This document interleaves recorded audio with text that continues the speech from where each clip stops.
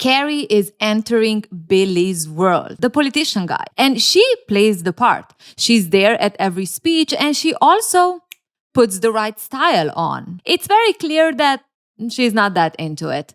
I mean, she's a supportive girlfriend and she will do everything that it's needed, but at the same time, politics are not really her thing. It's not that Carrie doesn't want to support Billy. She most definitely supports him. But when it comes to the badge, she's gonna wear it the way she wants to wear it, under a flower. And city that I promise to cherish and protect. Thank you. People, let's continue to analyze and be smart about the relationships that Carrie is going through and her personal journey. Also, her friends are kind of surprised that she's still dating this politician or that she's dating him because she never even voted. I totally get it. Not only is he good looking, but he's got the power thing going for him. It's got to be a turn on. Oh yeah, I'm dating a potential comptroller. It's hot. It doesn't mean that you need to be interested in your partner's work for the relationship to work. I mean, in majority of cases where there is normal two people, common people, one is working one job, the other is working another job, they have nothing to do with each other's job, and the relationship still works. But if you do date someone who make it very clear that everything they do and want to do is about their work, and you're not even a little bit interested, and they do expect you to support them, when that's the case, then you need to be a little bit more on the lookout. Well, how will you fit in that whole work? And how annoyed are you going to be on a daily basis if you need to talk about it? For Carrie, she doesn't really seem to actually respect his work. It's a thing he does. But despite that, she's still there to support. And I think that's positive. The topic of compromise in general is very interesting to me because, on one hand, we tend to say, you need to compromise in relationship. But it does make me ask the question, how far are you willing to go with the compromise? When is it enough? And do you feel like you've been sucked in by the world of the other person? Or do you both agree what you want and it's good for both of you? No one feels any type of way. If you fall in the relationships where you constantly feel that things need to be compromised, and this compromise somehow is always about you compromising and you taking like the short end of the stick, I would reevaluate. To me personally, it looks like Carrie is very much a part of Billy's world, and we don't really see much of her world or the two worlds coming together. But it is still a very big contrast to what she had with Big.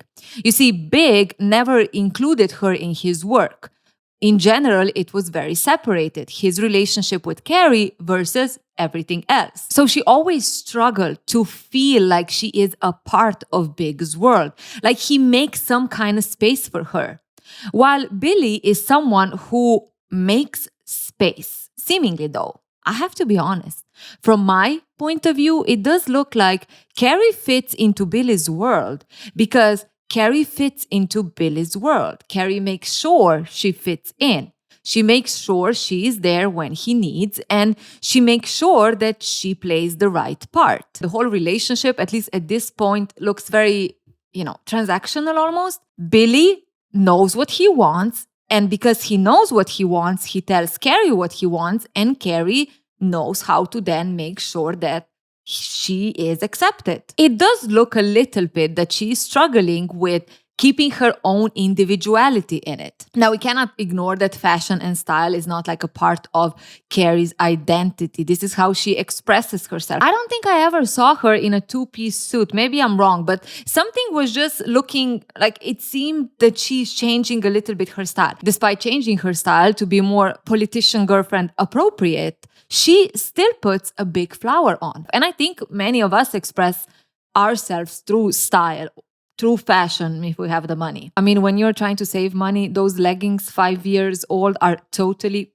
perfect. And in any case, I'm going for the sporty style. So it does hint at Carrie adapting to the image that will make sense for the guy she is dating. I have a question for you. Okay, how do you feel about changing your style based on what your guy likes? Now, there are different layers of this, right? So one thing is when a guy totally changes or says to you that he doesn't like when you wear this, he doesn't like it's almost like a controlling thing. And another thing is when maybe he likes something more, so you also like it, so you just wear more of that. When would you say that this is totally normal, and when would you be like, I'm with a narcissist? One evening, they're lying in bed, and both of them kind of talk about that they feel happy. You know, you're the first woman in a long, long time that I felt this intimate with. You're so beautiful, so funny. You're great. Thank you. I love making love with you. The feeling is mutual. And Billy asks Carrie if there's anything more she would want to make her feel even happier or happy. And she's kind of good. No, everything is okay. Is there something I could do to make you feel more happy? Well, maybe one thing. What? Well, I would love to get you in the shower. Mm-hmm. And get each other all fresh and clean. Oh, that sounds nice. And then let you pee on me.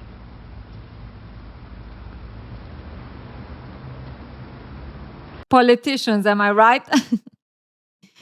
I don't know what that's supposed to mean. Carrie is shocked, but for Samantha, it's typical for men in power. In bed, they always want to be dominated and humiliated. Despite Carrie being a sex columnist and quite open with the topic, I mean, it's not really something that she knows how to deal with. Like, she doesn't really like it that much, okay? What did you say when he asked you? Well, I told him I'd just gone, but maybe another time. But I really don't think that I can keep saying that forever.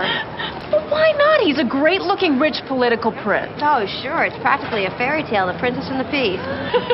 That's the thing, right? As much as we shouldn't shame kink, is this a kink? I don't know if that's appropriate to say. We shouldn't shame the fact that she doesn't want to do it. Sometimes I feel like being open, sexually open, almost comes with the notion that you should never say no to anything. You should always be up for everything. Because if there's something that you don't want to do, are you really open-minded? I mean, aren't you a little bit to not want to have threesome? Yeah, that's how sometimes you start thinking about things that you would never do. You're like, threesome? I mean, I guess. If you want it, you want it. But if you want it because of the other person, then that's a problem. Carrie and Billy are on a date again. And the topic is as expected. It's about his work. So I just got some new polls, which have me way ahead in Manhattan and Brooklyn, but for some reason I'm lagging in the Bronx. I may have to spend another $50,000 just to buy myself some voter turnout. I'm telling you, this relationship is all about him and his work, and Carrie just plays the part. At one point, he also mentions that he read her column, and he thought it was clever and funny. He also doesn't mind that she's writing about him, and overall, he gets it. Hey, my life is an open book. It has to be. Again, it shows the difference between Big, how he looked at Carrie's work, versus how Billy is looking at Carrie's work. While Big almost kind of, didn't take it seriously, Billy shows that he respects her work and he gets it. They're eating spicy curry though, and Carrie is doing everything not to get that sip of water. It's pretty hot, isn't it? Have some water. Oh, no, I'm fine. If she drinks, she'll have to pee, and maybe she'll need to pee on him, which she is not ready for. But don't worry, this evening, Billy doesn't have the time to spend the night together, and Carrie is the happiest she can be because now she can finally drink water. It would be nice to see Carrie talking to him about it. I mean, at the end of the day, she does write about sex. She doesn't seem to be someone who would, have problem talking about it, but it looks like she does.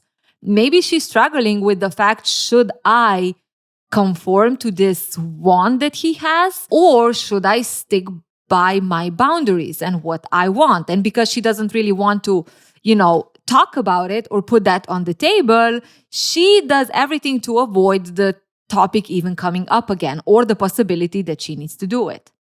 Until she has to. Carrie and Billy are again lying in bed. And after they do their thing, Billy says that he's gonna go and take a shower. And Carrie's thinking, golden shower? Carrie builds the courage to go there and talk about her boundaries or her comfort level when it comes to this request he has. And she is very, I'm gonna tell you,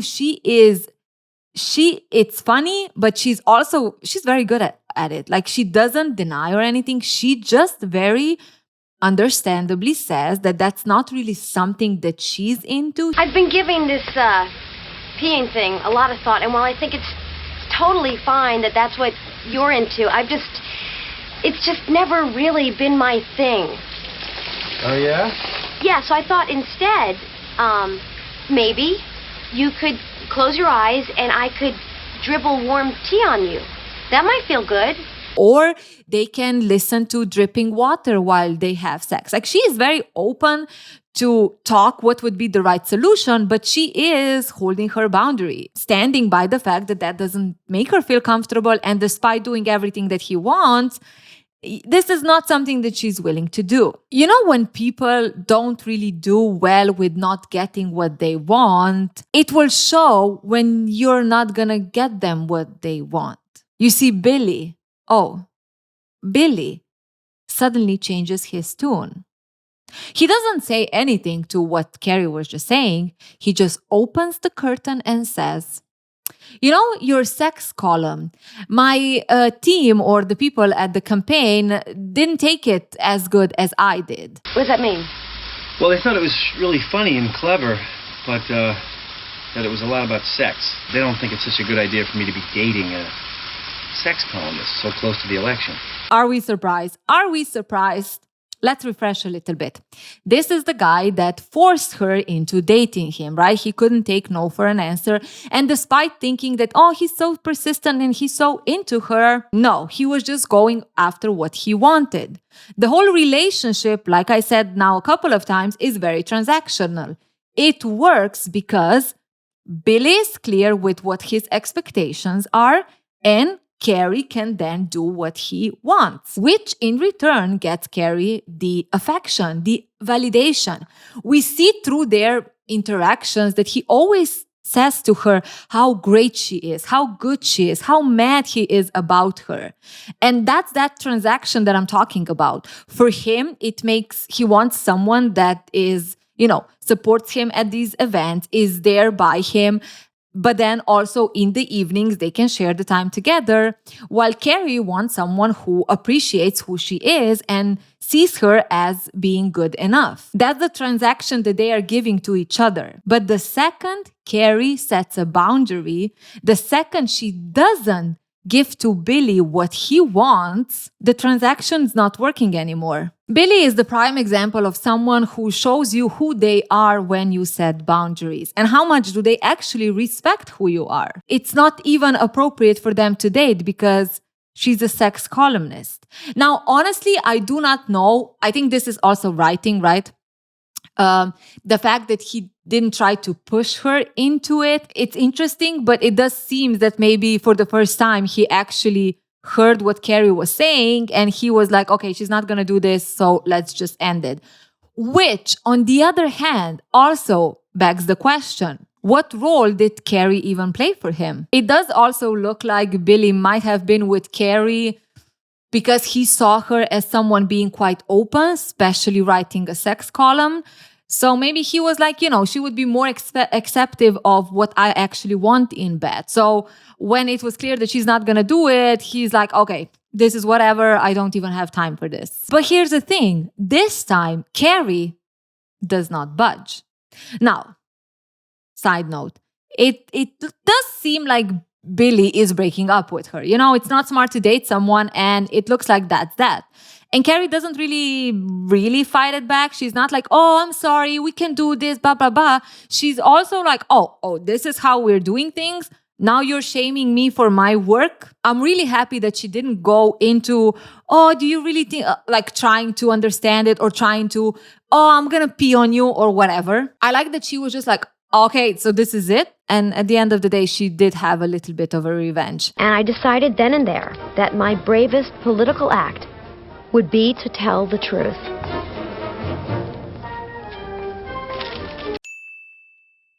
Without the name, though, Carrie is classy. I don't know, from my view, this relationship never really looked at something that they really love each other or they're trying to have a partnership. It almost looked like it's just convenient. For him, very clearly convenient. He has someone who always supports him, but then also they, have great sex. So it's almost like when he needs her, she's there. For Carrie, on the other hand, I am a little bit, what was actually driving Carrie to be with him? Is it the I'm being with the important guy thing? Is it the status thing? Is it the thing that she gets validation from him because he's constantly praising her? Is it the fact that this is a guy, in contrast to Big, where there was always a lot of confusion for Carrie, how to please Big, how to be the person that Big would see as good enough?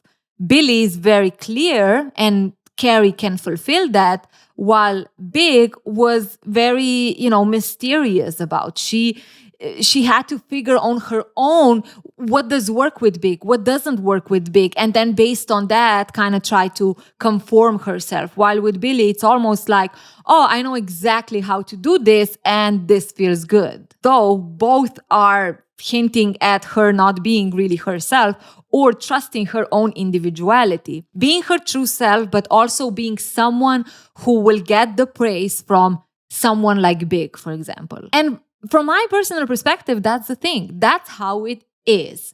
When you are basing the relationship on fulfilling the other person's needs, it will come a point when you won't be able to fulfill those needs. Worst case scenario, they will even convince you to do it. They will manipulate, gaslight you in some kind of way. And suddenly you're going to go, you're going to do things that you never wanted to do just to keep the relationship.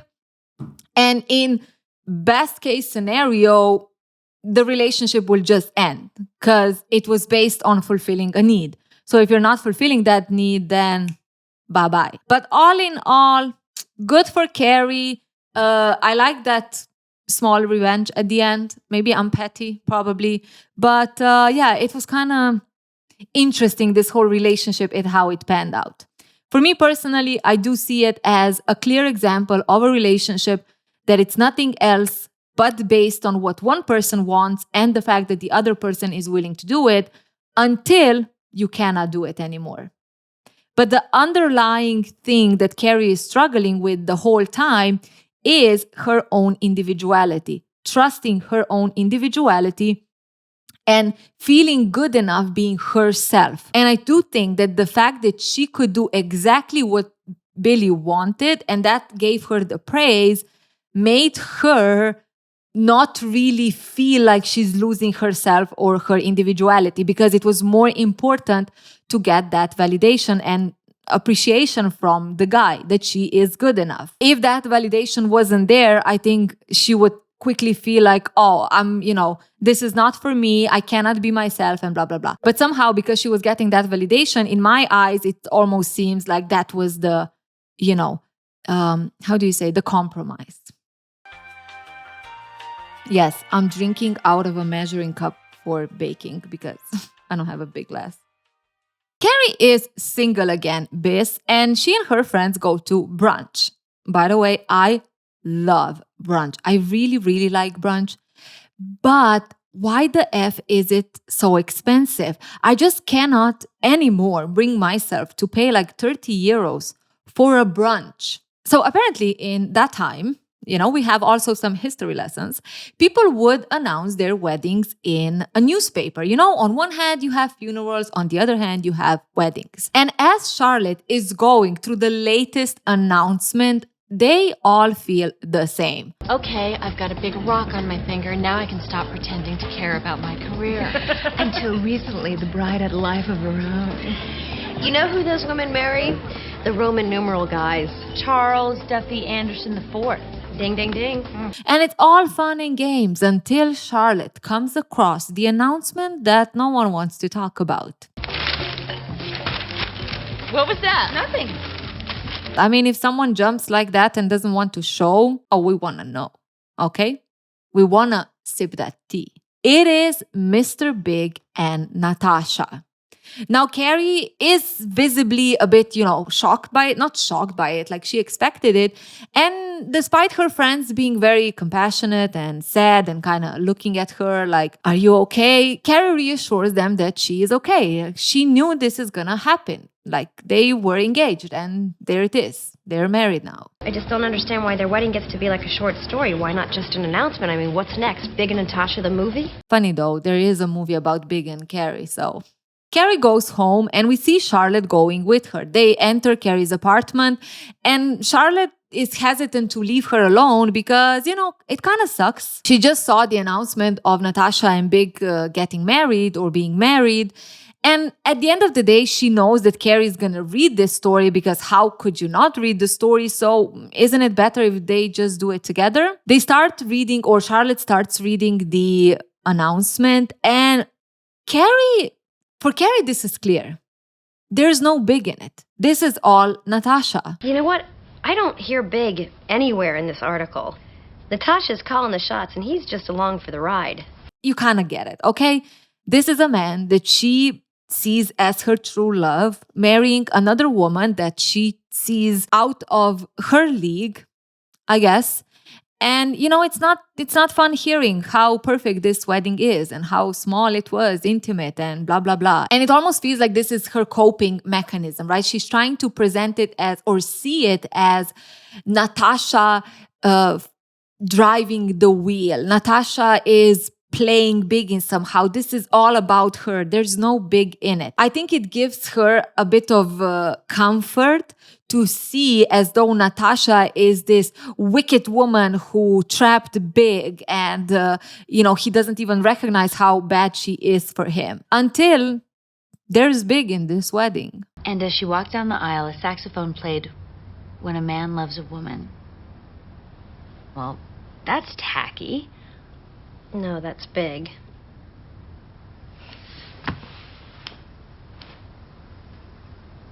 Jesus. And that makes Carrie cry. And Charlotte reminds her that he wasn't right for her in any way. And Carrie says something interesting. He wasn't the right man for you. I know that. I know. It's not him. It's the whole wedding. And it's her. It's her. Carrie sees Natasha as the one who was good enough for Big.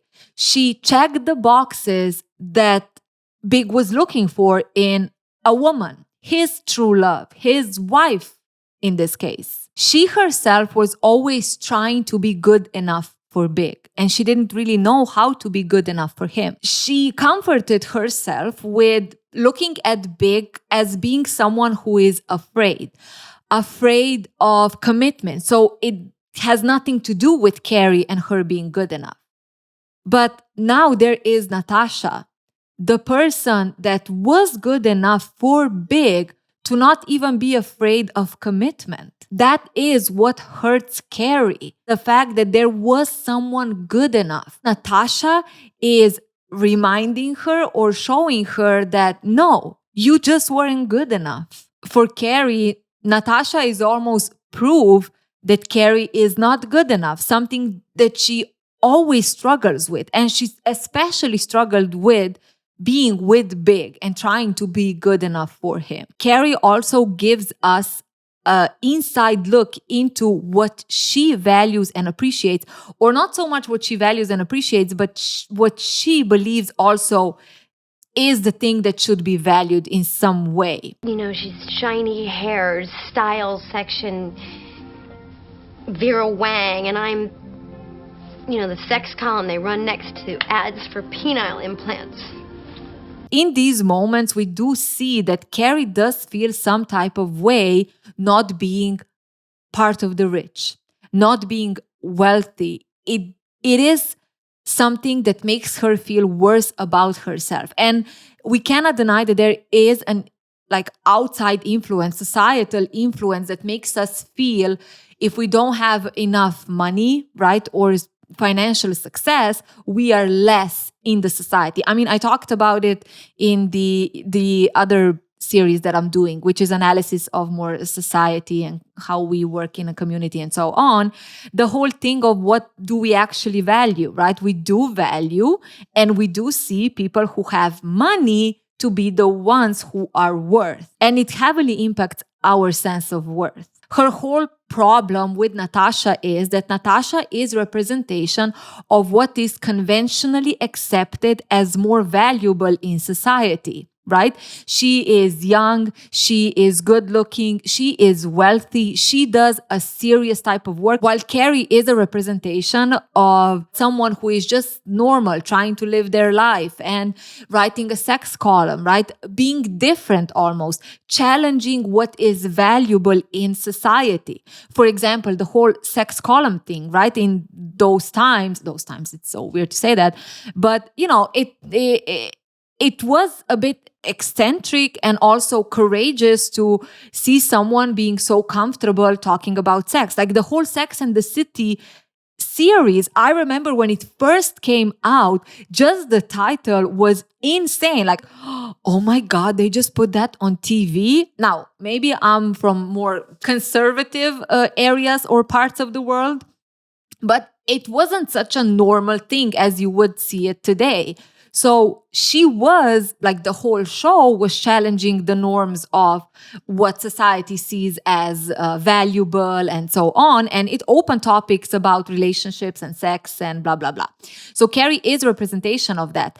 And Natasha is actually the representation, at least from my view, of what is considered more valuable, what is the norm that we are trying to fight. So Carrie herself struggling with trusting that she's good enough, her individuality and her value in society in general is challenged by someone like Natasha who represents those norms that Carrie is trying to go against in some way. Actually getting the guy that Carrie wanted, it's almost like a slap in the face. At the end of the day, you can try to be different. You can try to feel good enough, not being a part of certain circles in society.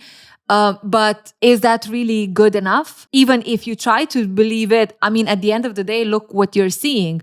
The girl that is a part of those circles is getting your guy. I do also think that the fact that she just ended with Billy, which, right now can look like he ended with me because I'm a sex columnist, seeing also Big now, again, being reminded that he's marrying Natasha, who is not a sex columnist. It's almost like, again, this hit at Carrie's own individuality. I'm just this sex columnist that will never be good enough. And it's almost like this battle between, is it really the right path? Or at the end of the day, the traditional roles or what is traditionally valued in society is the thing that will always win. Big at the end choosing Natasha, who is the embodiment of conventional success and beauty, is not only, like for Carrie, it's not only like a personal rejection, but it's almost like a rejection of her values and her lifestyle. It still does make me wonder, how would things work out if Carrie was rich and wealthy and in the circles as Natasha is? How would that not good enough come out? Would it even? How would her relationship with Big even develop? Again, would it even? So as much as this, let's say, a projection of anger towards Natasha, that it's Natasha's fault, helps Carrie to deal with the pain, it does put her a bit off the path or diverts her from actually understanding that it's about her own insecurity and how she sees herself, or how she's coping with her values being challenged, or how much she is actually driven by the validation you get from status and money. Is that the whole point? Despite her trying to not be one of those people, deep down, it's not easy to actually let that go. And I think it's very common for all of us, despite not wanting to, care about money or wealth, or do I own an apartment? Do I go on vacation? Blah, blah, blah. At the end of the day, if I get that extra money to have all of that. I don't mind. Oh, I came across the minimalism critique the other day. It's actually old, like a year old. But the whole thing of how the idea of minimalism started with, decluttering and blah, blah, blah. But then it almost became more expensive and a thing of the wealthy. So minimalism is more like about the aesthetics than the actual minimalism, And it's so funny because it feels like we're such dum-dums, We're like, oh, we don't need much in life. But then don't need much in life kind of converts into, yeah, but if I want to have everything the same color, so it looks like everything is very, very minimal, like I need to spend a lot of money. Do we ever really change? Can we? So instead of her seeing Big's marriage to Natasha as a personal failure, like I wasn't good enough, it would be good if she could see it as an indication that the values Big has and Carrie has ultimately don't align. Big's values are still very much those of wealth and status and certain circles in society. So that would be a better way for Carrie to actually see at the situation. It does not mean that I'm a moron because I'm not that, and I'm playing myself thinking that I'm good enough even if I'm not that, but more about our values are different. And I want to be with someone who would appreciate the values that I'm trying to live. Instead of comparing herself or seeing herself as less than Natasha, she would actually understand that no, me and Big are actually different. But unfortunately, she takes this as a failure. She takes this as not being good enough. It's almost like she falls into this belief that Big is delusional about what is really important, when in reality, she is delusional about how her and Big actually match in what they actually value and want from life. This also kind of makes me look at Carrie's journey as a very interesting look at the struggle between being unique or trusting yourself versus the expectations of society, where it's despite wanting to and despite trying to trust yourself and be true to yourself, you are constantly, hit by the expectations and the reminders what it's still more valuable in society. It's almost like challenges that you need to overcome them, or go back into you yourself fitting whatever role others want from you. And I think it's a generational thing. It's not just, oh, you should just be like that. Like, we're still learning how to be that. Carrie and Miranda are at a shop, at a store, and they're trying on dresses. Carrie is inside and Miranda is standing outside when Natasha steps out. Oh yeah, Natasha was right in the other changing booth. Hi, I can buy it. I think I need this in a smaller size. I'll get it for you. Just hand it out to me. There's no need for you to come in. Carrie? And there she was, Mrs. Big, all 5'10" of her. Natasha is in this white dress, all, again, this representation of sophisticated and classy, whatever that means. And Carrie steps out and she's like, oh, it's Natasha. And she quickly covers her body with the dress that she's holding, which to me was quite interesting. Like, I would not expect Carrie to do that in front of another woman. Hey! Hi, Natasha. I read, congratulations on the wedding. All in all, in some moment of trying to prove herself to Natasha, Carrie says that she's gonna go to this event, Women's of Arts or something. Carrie never went to this type of event, even though she's been a member for years because she's a writer. But this time, it's like, oh yes, I'm going. Of course I'm going. Why wouldn't I go? I would like her to see me looking normal. Just normal. Okay, yes, I would prefer to look amazing, but not like I'm trying amazing, just effortlessly striking. Can you just help me find out when and where this stupid thing is? Carrie's mission is simple. She needs to make sure that she looks the part next time she sees Natasha. But before that, the ladies go to sauna. And it's quite an interesting look into how contradicting Carrie is. You see, while Charlotte feels some type of way of showing her body in front of other women, Carrie suddenly is under the confusion or very strong belief that it's not a big deal. Why would you care how do you look in front of other women? What's wrong? Nothing. I was just hot. I'm just not comfortable being naked in public. Charlotte, sweetie, who cares how you look to other women? Let's play that again.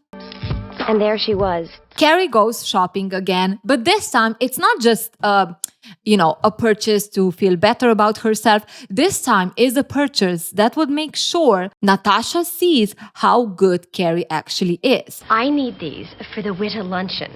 Now, the heels are almost high enough to put me face to face with Natasha if Natasha wears flats. Do you think they make the right statement? Well, what statement do you want them to make? I am beautiful and powerful, and I don't care that you're only 25 and married my ex. She's obsessed with impressing Natasha. Big is not going to be at this event, which is very interesting. First of all, I totally 100% Carrie should not pursue Big if he is married. Like, she shouldn't go to a place to impress him. But at the same time, it does show that this little situation that she's having with Natasha has, at the end of the day, nothing to do with Big. It's about her own worth and how Natasha is representation of the perfect that Carrie is not. But Carrie knows that this is all to impress Natasha. She's not Delulu. She does know that she's doing that because she needs to show Natasha that she is amazing. And yes, maybe the next month's rent is going to be difficult to pay, but priorities. It's a Natasha-specific obsession, which will be over as soon as she sees me at the benefit, looking fabulous, in these shoes, and this dress I saw at Bergdorf's that's going to cost me a month's rent. Honestly, I don't even know what's the point of her recognizing that she's doing this to impress Natasha. Like, what's the point of being self-aware but not being self-aware? Carrie and Samantha go to the event, and Carrie is feeling fabulous. She's feeling ready to face Natasha. But Natasha is not coming. What? She's got a terrible cold, poor thing, and she didn't want to get everybody sick. Here are your drink tickets. Oh, I'm the one who's sick. I charged another outfit I can't afford, probably bounced the check to a charity just to prove I'm amazing. And I've never felt less so. She gets a bit dizzy, and she's like, what the F am I doing? This is so ridiculous. I'm going home. It's interesting how Carrie's mistakes only become mistakes when it doesn't turn out the way she is expecting things to turn out. Like, okay, wow. What a wise statement, V. What I'm trying to say is, not once did she think about, does this really make sense? What am I actually doing? Until the opportunity for her to stand in front of Natasha in her fabulousness was taken away. If Natasha was there and if everything went right, then Carrie would think that this was totally worth it. So now when this opportunity to feel like the better one is taken, now she feels like a loser. And girls, that's what happens when you base your worth on someone else's validation. When that person then doesn't give it to you or cannot give it to you or cannot give you that satisfaction in some way, where is that worth then? It just disappears. Game over. I had to accept the fact that in life, some women are simply better. I will never be the woman with the perfect hair who can wear white and not spill on it, and chair committees and write thank you notes. And I can't feel bad about that. The ending, I must say, gave us some hope, though. But then again... E-I-R. Hello? Miranda, it's a good thing she got married. The woman's an idiot. Yeah, I mean, look, I get it. When you feel so destroyed by someone else, or, that's just the outside thing, what's really the problem is her image and trust in herself and blah, blah, blah, right? I can imagine it does feel good when you can see the crack of that image that you see as perfect. there's something wrong there. That makes you feel good, right? Oh, if she has something wrong, then I'm okay. On the other hand, it's really fucked up. First of all, it's fucked up because Carrie does not see Natasha as a real person. Carrie sees Natasha as an image, as something that is in contrast to her. So the fact that Natasha spelled wrong makes her feel good because now this perfect image that got big is also not perfect. It's almost like, you cannot even spell? Idiot. It does make me think though, if Carrie only sees Natasha as an image, how does Carrie see herself? Is she also just trying to portray an image or fit into a perfect image? And how does that image actually align with what her values are? As much as Carrie is the main character, right? And she does, she's supposed to be the representation of someone who thinks about things, tries to understand better. Sometimes her conclusions are very superficial, are very just, that surface level, feel good moment, and that's it. But that's what keeps the show going, right? If she would actually have some time to reflect on herself, then she wouldn't fall in these things. But let's see how her journey develops. Side note, while I can appreciate being a little bit bitchy about the other woman, it does kind of also make me pissed. And I genuinely hope that today we do not do that anymore. It is not normal to bitch about the other woman just because it's kind of, it just makes me feel good for the moment. It makes me feel a little bit, I want to vomit saying this, but it almost feels I have to. Men don't do it. Even in the joke or even in the moment to feel good, like I just said, I get it. It almost makes me mad that I even get it. I get being or seeing someone else or another woman, seeing her flaws and feeling better because the other woman has flaws. It should not be normal. That shouldn't be the source of even the in the moment feeling good and a little bit of a joke. No, like it's something that maybe generationally we can take out of our ways. Let me know in the comments below how you felt about this whole exchange. Do you see as Natasha also being representation of something deeper, the struggle that Carrie actually has? Or do you just see two women bickering, or not even two women, one woman just being very superficially annoyed with the other one? And remember, trust your individuality.